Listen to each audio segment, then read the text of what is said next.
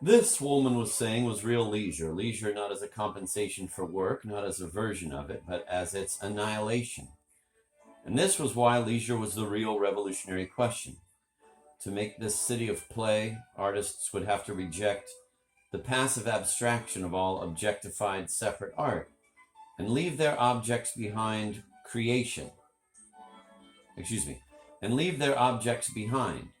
Creation, Woolman told his audience, can now be nothing less than the complete construction of an atmosphere.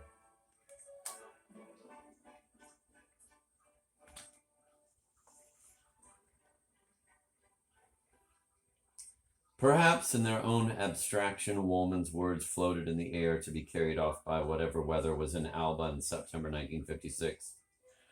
But if the Allies' utopia was abstract, its anti-utopia was not. As Woolman spoke, bits and pieces of the radiant city, the new buildings the Ally had called vertical ghettos and apartment house morgues, were being raised all over the world. From the Corbusier's own La Unité de Habitation in Marseille, France, to the Godzilla homage of the Pruitt-Ego housing complex in St. Louis, Missouri. Because this work served, quote, the worst forces of repression, end of quote, Woolman said, quote, it is going to completely disappear, end of quote. And so soon the Situationist International was formed to make it happen, even if all the group had to offer were cleanly printed words against reinforced concrete.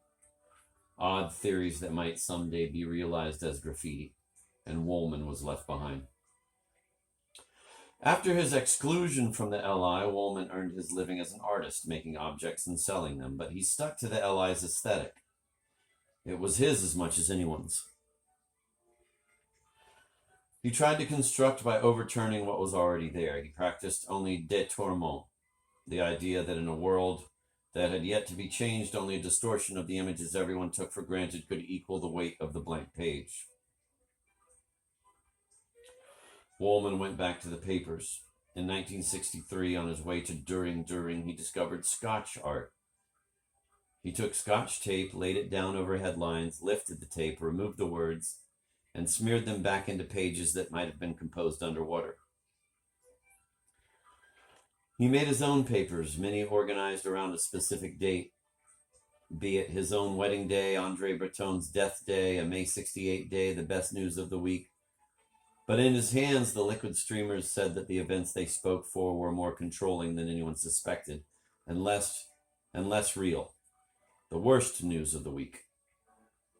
Time swirled too fast for anyone to keep up with it. It stood still, denying the possibility that any new story might be told. The news was that there was no escape from history, even if history was only a noise. Woolman did it for years. He said that words were meaningless and that they ruled the world. The spectacle was permanent, and yet Woolman's work communicated anything but surrender. It was a proof that what appeared to be was not, that the empowered facts of everyday's headlines were part of an old world art project, no less arbitrary than anyone's poem. And it was this perspective that in 1979 led Woolman to fashion the line, quote, we were against the power of words, against power, end of quote. More than 20 years after his exclusion from the LI, he was still working out the group's slogans. Why was he excluded? I asked Michelle Bernstein in 1957, one of those who voted Woolman out. Quote, there are always two reasons for everything, she said. There is always the good reason and there's always the real reason. But even if I remembered the real reason, I wouldn't tell you. Born in Paris in 1932, Bernstein grew up in Normandy. The war began when she was 7. Her parents had divorced long before, but her father was Jewish, though her mother remarried and gave Michelle the name of her Gentile stepfather. That meant nothing to the Nazis. Don't ever let anyone at school know you're a Jew, Bernstein's mother told her. The little girl's response sums up the woman she became. Guess what? She immediately announced to her friends in a big stage whisper, out of earshot of her teachers. I'm a Jew. In 1985, she didn't tell the story idly. My wife and I were in Bernstein's tiny Paris pied-à-terre, a room decorated mainly with books and a sign on the wall, Rue Sauvage. It was a relic from a street the LI once tried to save from demolition. The group thought the way the spirit of the street, the most disruptive nocturnal perspective in the capital, lived up to its name made it a psychogeographical lighthouse. Bernstein handed me a copy of Liberation, the leftist daily for which she wrote a weekly literary column. The front page carried the latest news on the TWA airliner that Arab terrorists had hijacked to Beirut a few days before. I read the story. Under orders, it said, a German stewardess had selected those individuals with, quote, Jewish-sounding names, end of quote, from the passenger manifest, and they had been removed from the plane to a then unknown fate. The selection had been opposed by some crew members who feared that, quote, innocent people, end of quote, that is, people who are in fact not Jews, but whose names sounded Jewish, might be lumped with the presumptively guilty, real Jews. Are you flying home on TWA? Bernstein asked sweetly. Yes, we said. Got your yellow stars ready? She was small, with close-cut gray hair and a round face. She looked a bit like Gertrude Stein, with all of the imperiousness gone from the mouth, the eagerness to judge replaced by happy eyes. She was not an obvious match for the woman whose LI and SI writings and her 2 novels can be caught in a few words: cold, cruel, severe, unforgiving.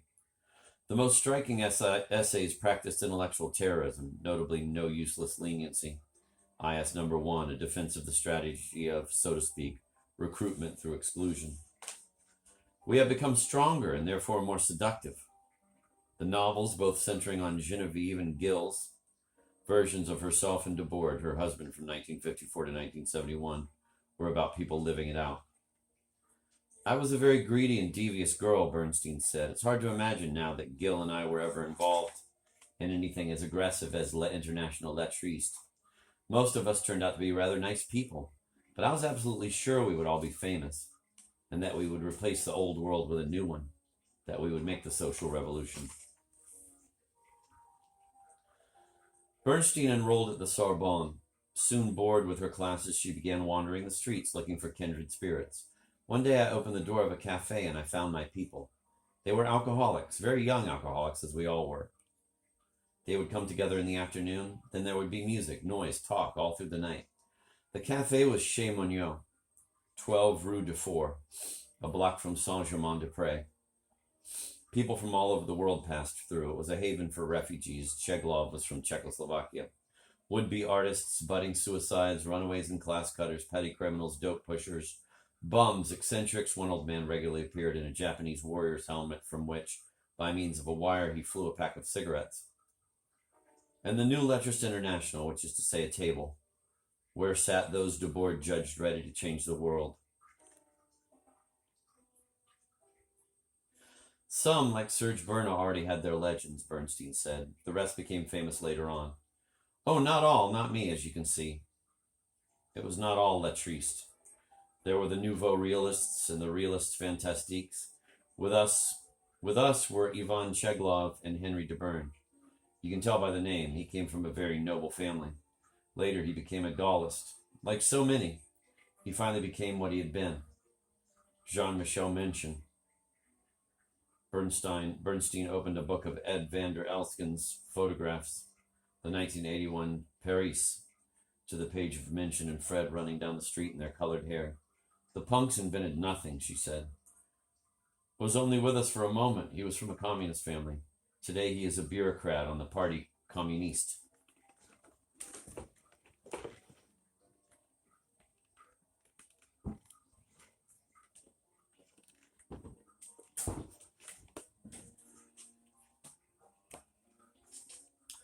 Cheglov and de Bern were living in a loft, and every night the light from the Eiffel Tower would shine in their eyes. They decided to blow it up. Not as a political act, not as a nihilist affirmation, but because it kept them awake. And they were arrested with the dynamite. It was in all the papers. I don't know if they were really going to do it. Of course, they had talked about it to everybody. Van der Elsken had a living to make. Like every other photographer in Paris, he took a lot of pictures of lovers embracing on rainy streets. But Monod's was his hangout as much as anyone's. Though Debord forbade him on pain of violence to shoot the LI, Van der Elsken roamed the room, aiming into the mirrors that covered the walls. In some ways, the pictures he got say as much about the LI as the manifestos the group was writing at its table, a fact Debord acknowledged when he clipped images out of van der Elsken's first book, a photo novel called Love on the Left Bank, and dropped them in memoirs. They are pictures of people at home in their milieu. Anonymous camera subjects step out of 100-year-old bohemian cliches and become individuals, making demands on the people around them and on whoever is looking at them. No matter how crowded a scene, there always seems to be more room in it. The hubbub never diminishes the autonomy of the noisemakers. Solitary figures look not isolated, but merely left alone. A terrific sense of expectancy moves in the room. There's a feeling that anything can happen at any moment. A fight, an embrace, a fit, an oath, a new face, a new idea. The people van der Elsken shot were mostly destitutes, acolytes of a cult of voluntary poverty. In Potlatch number 22, Vacation Issue, the LI published The Division of Labor, an accounting of the temporary jobs its theoreticians found it necessary to take in order to stave off starvation while pursuing the theory of the abolition of work. Interpreter, hairdresser, telephone operator, statistician, knitter, receptionist, boxer, writer for hire, real estate agent, dishwasher, salesperson, mail carrier, African hunter, typist, filmmaker, turner, tutor, unskilled labor, secretary, butcher, bartender, sardine packer. Throughout the LI and SI years, Bernstein worked as a racetrack prognosticator. I made it all up. A horoscopist. That too. A publisher's assistant, and finally a successful advertising director. To us, you understand, it was all spectacle. Advertising was not worse than anything else. We took our money where we could find it. Situationists were not to work, she said, but the women, but that was later. In Monod's, money came from theft, begging, passing out advertising leaflets, escorting tourists, hauling crates, poker, dealing drugs, chess, scholarships, parental allowances. The sort of fight mentioned in Fred Picked meant jail, which meant a bed and a meal. Some people had rooms, others slept in the metro, on park benches, in all-night cinemas, or in the cafe. Hashish was smoked openly in Monod's. The police made regular raids to round up girls under 18. People drank far more than they ate. The smiling 50-ish barmaid, as van der Elsken put it, cleaned up their vomit. One of his photos is unforgettable, a boy with his head down on a table, dead to the world. In front of him, a dish with a few bills and a note. I need 450 F, about $1.65, for a room to make love in, it reads. All gifts accepted, don't wake me up. Photos of other delinquents of the time show very different people. The Edwardians, the Teddy Boys, working-class London youths whose early 1950s imitation of fin de siècle English dandies was taken by the press as an act of violence, a disruption of class codes prefiguring a refusal of class status. Arrange their bodies into nihilist manifestos. Each is a match for the pose Debord assumed in Ion, as if cool were somehow imprinted in those born in the 1930s. But looking at the pictures now, one sees a cool so still it truly is a kind of violence. The impression is that the slightest shift of hand or mouth would not merely alter the image, but shatter it, and maybe the frame, the social frame too. One can look a little harder and see that for the Edwardians, cool means the transcendence of the desire for pleasure, a transcendence producing the greatest pleasure of all, oblivion. For all their depths, though, there is something creepily false in these photos. It's the same quality captured a few years later in Larry Clark's pictures of Tulsa speed freaks, or in Jürgen Vollmer's pictures of the early Beatles in Hamburg. Here one can watch the invention of pop culture, its reception, and its instant reinvention, a form of the reversible connecting factor.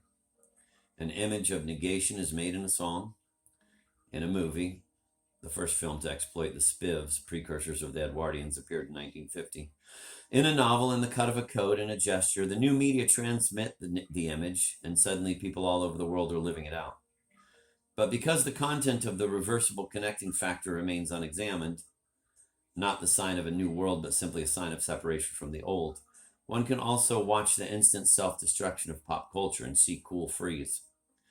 The people in the picture seem to be exchanging inheritance for genre, burying their nascent personalities in received images. Images that might save them from a preordained future, that might burn off countless layers of conditioning and force an eruption of demand through centuries of acceptance, and all they do is fade into themselves. What wouldn't they have given, one might think, to speak even as incoherently as Minchin did in General Strike? To speak even that incoherently, though, they would have had at least to it. To speak that incoherently, though, they would have had to at least vaguely considered concepts like oblivion. They would have had to have wanted to speak, to have been like the Eli, possessed by the need to explain themselves and to explain the world, a need that is antithetical to cool. They would have had to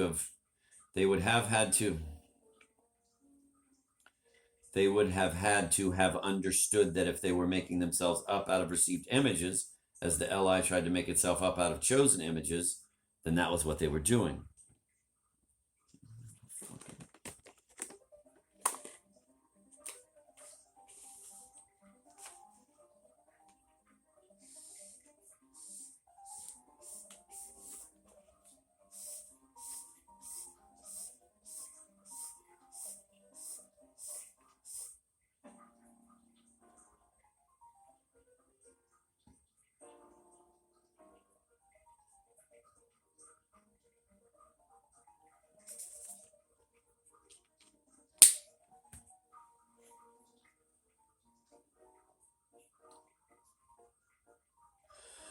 They didn't, and this is why so many of the pictures of these people seem staged. They were, though not necessarily by the photographers. Vollmer's famous picture of John Lennon posing in a Hamburg doorway around 1960, reproduced on the cover of Lennon's 1975 LP Rock and Roll, almost exactly recapitulates a once famous newspaper photo of Edwardian Colin Donnelly.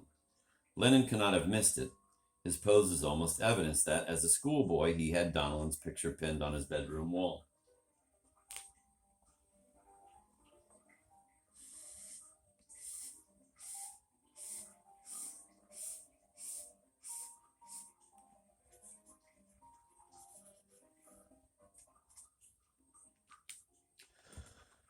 Colin Donnelly, at 22, a convicted thief and burglar, has, since the age of 8, been in the hands of the police, reads the caption in London's Picture Post, 10 October 1953. He has been approved reform schools. He has been to approved reform schools, Borstalls, juvenile prisons of varying degrees of severity, and an adult jail. He stands with his back against the window of a menswear shop, talking to a friend. Donnelly is not looking at the camera. His clothes and hair are beautiful. He holds himself in menacing repose. In this carefully constructed moment, his eyes are empty. The scene is too perfect not to have been recorded. Donnelly's picture is that of someone waiting. He has taken his own picture by waiting for it to be taken.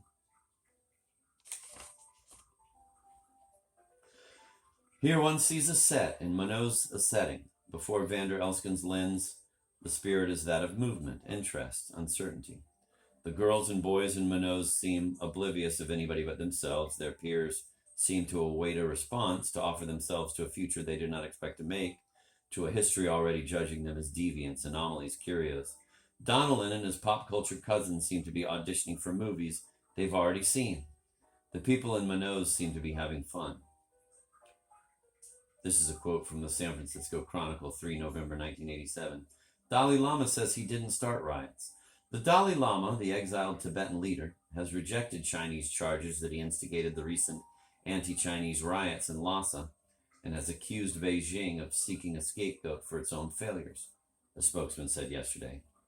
Tahi Wangdi, the spokesman in New Delhi for the Dalai Lama, said, "No one has instigated the trouble from outside."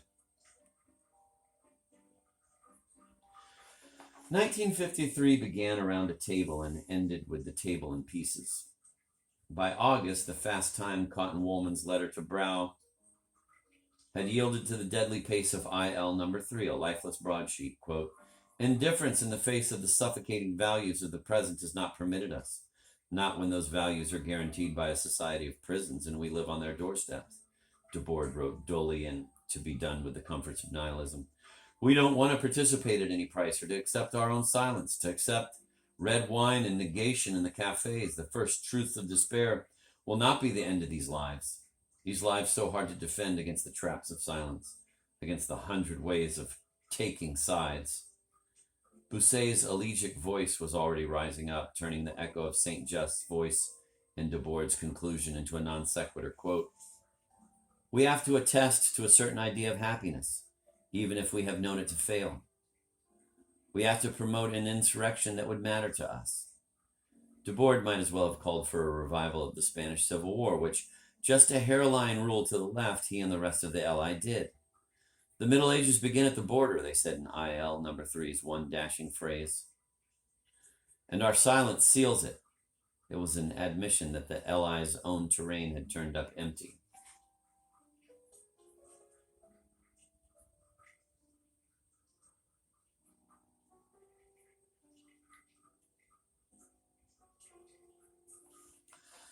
The group blew apart. Some quit, others were kicked out. Those who remained continued the search for the hacienda, drifting from one odd bar to another, writing down incidents they tried to make strange. Not a word appeared until June 1954, when Debord, Woolman, Dahu, and two or three others ran off the first 50 copies of the new potlatch and began mailing them out to whoever they thought might most want to read it, or most not want to. The LI never published Cheglov's formula for a new urbanism, which would not see the light of day until June 1958, in IS No. 1, and by then Cheglov was already crazy. "He went mad," Bernstein said in 1983, but he was not mad. He had been excluded. He was convinced the Dalai Lama was controlling what was happening to us. And then one day he had a fight with his wife. He broke up a cafe, smashed everything. His wife, who was a swine, called the police. She called an ambulance. Because she was his wife, she was able to commit him. He was taken away to an institution and given insulin shock and electroshock. After that, he was mad. Guy and I went to visit him. He was eating with his hands, with saliva dripping from his mouth. He was mad, the way you know when someone is mad. The letters he wrote to us were babble, and he's still there, if he's not dead. He was very shortly sent to a halfway house where he had freedom, where he could come and go. But he had developed the disease where he could not live outside of the asylum, where he could not stand to be anywhere else, where he did not want to be anywhere else. Bernstein wrapped her arms around herself, making a straitjacket. Whenever he came out, he became scared and rushed back. So he took part in the asylum theater. He put on plays. And I think he's still there.